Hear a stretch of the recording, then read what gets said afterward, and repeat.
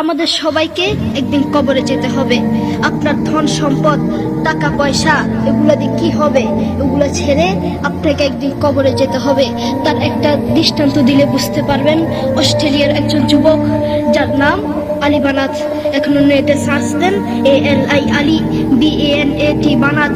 তিনি একদিন চা খাচ্ছিলেন। চা খাওয়ার সময় জিহ্বা একটা ফুসকা উঠেছিল। ডাক্তার দেখায় ভালো হয় না, ডাক্তার দেখায় ভালো হয় না। ডাক্তার বলেছেন তার ক্যান্সার হয়েছে। ক্যান্সারের 4টি স্টেজ রয়েছে, প্রথম, দ্বিতীয়, তৃতীয়, চতুর্থ স্টেজ, জীবনের শেষ স্টেজ। আপনার বেশি দিন বাকি নেই। সেই আলী বানাত লক্ষ লক্ষ টাকার মালিক। এক জোড়া জুতা ব্যবহার করতেন যার দাম হাজার টাকা। এক জোড়া স্যান্ডেল ব্যবহার করতেন যার দাম 45,000 টাকা। একটা ফেরারি গাড়ি ব্যবহার করতেন যার দাম কোটি কোটি টাকা। সেই আলী বানাত এই মাটির নিচে চলে গিয়েছেন। তিনি মারা যাওয়ার আগে মহিলার মতো হাউ হাউ করে কাঁপতে কাঁপতে মারা যাননি। তিনি মারা যাওয়ার আগে কোরআন তেলাওয়াত করতে করতে দুনিয়া থেকে বিদায় হয়েছে। আল্লাহু আকবার। সেই আলী বানাত মাটির নিচে চলে গিয়েছেন। তেমনি ভাবে আমাদেরকে এই মাটির নিচে যেতে হবে। আজকের এই মাহফিল আপনার জীবনের শেষ মাহফিল হতে পারে। আজকের এই মাহফিল আমার জীবনের শেষ মাহফিল হতে পারে। আজকের এই মাহফিল বক্তাদের জীবনের শেষ মাহফিল হতে পারে। আজকের এই মাহফিল আমার বাবা মুফতি মোহাম্মদ আলীর জীবনের শেষ মাহফিল হতে পারে। আপনি আজকে মাহফিল করেছেন, আগামী বছরে মাহফিল করবেন, তার কোনো গ্যারান্টি নেই। হয়তো মাইক থাকবে, হয়তো মাহফিলের স্যান্ডেল থাকবে, হয়তো আপনি থাকবেন না। তোমাকে বলছি, অ্যাক্সিডেন্ট করেছে, গোস্ত কেটে কেটে গাড়ি থেকে বের করছে, আর তুমি তা দেখে হাসছো। সেই জায়গায় তুমিও হতে পারতে, তোমাকেও এভাবে গোস্ত কেটে কেটে বের করতো। আপনারা অনেকেই জানেন তুরস্কের ভূমিকম্প হয়েছে। মাত্র 40 সেকেন্ডের একটি ভূমিকম্প, মাত্র 40 সেকেন্ডের একটি ভূমিকম্পে হাজার হাজার মানুষকে মেরে ফেলেছে। একটি 40 সেকেন্ডের একটি ভূমিকম্পে হাজার হাজার মানুষ মারা গিয়েছে। সেই জায়গায় যদি তুমি হতে তখন কি করতে? যুবক, তুমি বড়ই গুনাহগার, তুমি বড়ই গুনাহগার। তুমি আল্লাহর কোরআনকে লাথি মেরে, আল্লাহর কোরআনকে অসম্মান করে কবর যাবে, শান্তি পাবে না। তুমি জানো কোরআন কি জিনিস? এই সারা দুনিয়ার মধ্যে যদি শান্তি পেতে চান, কোরআন ছাড়া কোনো বিকল্প রাস্তা নেই, ঠিক কিনা? যুবক, তুমি সারাদিন মোবাইল, ইউটিউব, ফেসবুক, দুনিয়ার সব দেখতে পারো, কিন্তু আল্লাহর কোরআনটা দেখতে পারো না। আমি যদি তোমাকে প্রশ্ন করি, আজ সারাদিন কয়বার ইউটিউব দেখেছ? তুমি বলবে কয়েক হাজার বার। আমি যদি তোমাকে প্রশ্ন করি, আজ সারাদিন কয়বার ফেসবুক দেখেছ? তুমি বলবে কয়েকশো বার। কারো কারো জীবনে আছে মাস গিয়েছে, মাসের পর মাস গিয়েছে, কিন্তু আল্লাহর কোরআনটা একবার ধরার তার সুযোগ হয় না। কারো কারো জীবনে আছে বছরের পর বছর গিয়েছে, কিন্তু আল্লাহর কোরআনটা দেখার তার সুযোগ হয় না। তার মতো মুসলমান এই বাংলার জমিনে আরেকটাও হতে পারে না, ঠিক কিনা? এই সারা দুনিয়াটাই স্বার্থ, এই সারা দুনিয়াটাই ধোঁকা। যেই আল্লাহ তাকে এত আদর যত্ন করে বাঁচিয়ে রেখেছেন, যেই আল্লাহ তাকে দুটো চোখ দিয়েছেন, কত মানুষকে এই দুটো চোখ দেয় নাই। সেই আল্লাহর দেয়া চোখ দিয়ে আল্লাহর কোরআনটা দেখতে পারে না। তুমি জানো কোরআন কি জিনিস? একবার মোবাইলটা নিয়ে কানের সামনে ধরে দেখো না, ধরে দেখো কত মধুর সুর। তার একটা দৃষ্টান্ত দিলে হয়তো আপনারা বুঝতে পারবেন। আমেরিকার কয়েকজন মুসলমান যুবক এক খ্রিস্টানকে গিয়ে বলছে, গিভ মি 2 minutes স্যার, আমাকে 2টা মিনিট সময় দেন।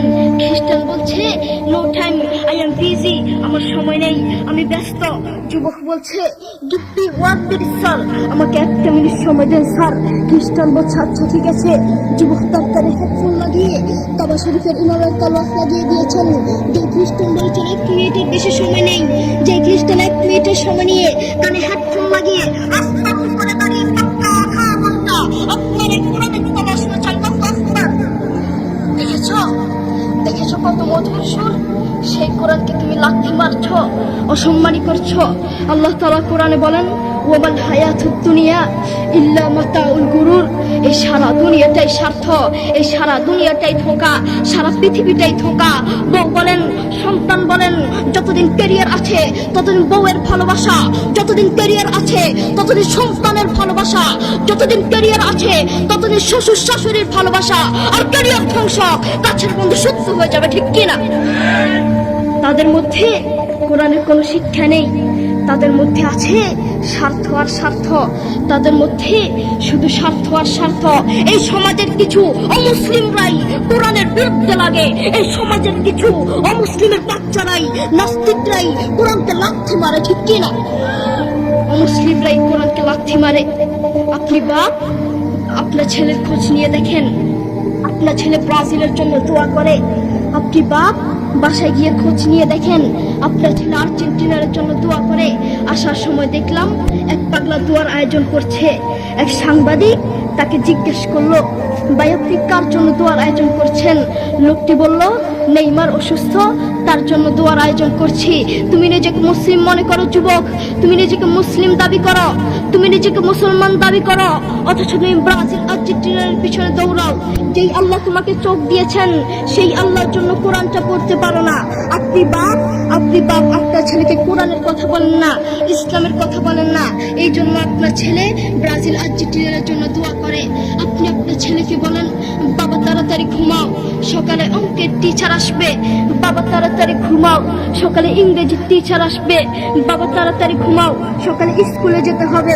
আপনি নাফরমান, মা আর বাপ অঙ্কের কথা বললেন, আপনি নাফরমান, মা আর বাপ ইংরেজির কথা বললেন। আপনি নাফরমান, মা আর বাপ একবার বলেন নাই, একটা বারও বলেন নাই বাবা তাড়াতাড়ি ঘুমাও, সকাল উঠে কোরআন পড়তে হবে। এই জন্যই বলি, এই সমাজের কিছু নাফরমান মা আর বাপের জন্য একটা ভালো সন্তান নষ্ট হয়, একটা ভালো সন্তান জালেম হয়, ঠিক কিনা? আপনি বাপ, আপনার ছেলেকে বলছেন, বাবা বলো তো দেখি শরীয়তের জগৎটি আসছে তেরে, ছেলেকে ভয় দেখানোর দরকার নাই। আপনি আপনার ছেলেকে এগুলো কেন শিখাচ্ছেন? আপনি আপনার ছেলেকে শিখাবেন, বাবা বলো তো দেখি শরীয়তে অজু করে নামাজ পড়ি। একদিকে ইসলাম শিখবে আর একদিকে বাক্য শিখবে। আপনি আপনার ছেলেকে কিছু কবিতা শিখাচ্ছেন, বাবা বলো তো দেখি ওই দেখা যায় তাল গাছ, ওই আমাদের গা, ওইখানেতে বাস করে কানা বগিচা। ও বগিচি খাস কি, পান্তা ভাত চাষ কি, পান্তা আমি পাই না, পুঁটি মাছ পান্তা আমি খাই না, পুঁটি মাছ পাই না। একটা যদি পাই ধরে গাবুস গুবুস খাই, গাবুস গুবুস খাওয়া লাগবে না। আপনি বলেন আপনার ছেলে এটা থেকে কি শিখলো? আপনি আপনার ছেলেকে এগুলা কেন শিখাচ্ছেন?